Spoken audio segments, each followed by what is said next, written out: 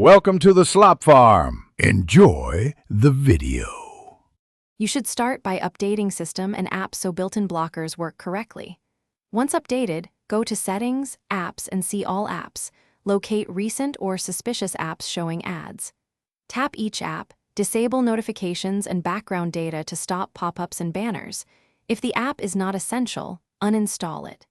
This reduces immediate ad delivery and prevents apps from refreshing ad content. Make sure to repeat for any new problematic app you notice while using the phone.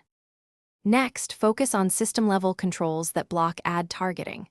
You should open Settings, Privacy, Permission Manager, and revoke permissions like camera, microphone, and location from apps that don't need them.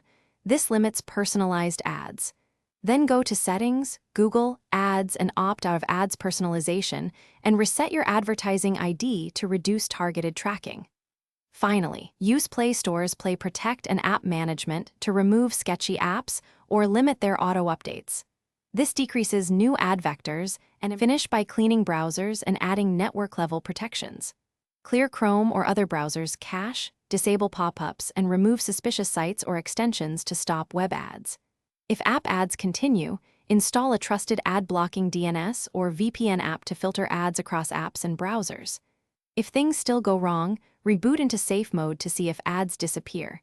This isolates a third-party app. If safe mode removes the ads, you can uninstall the offending app. Otherwise, consider factory reset. Thanks for watching. Consider subscribing if we helped you today.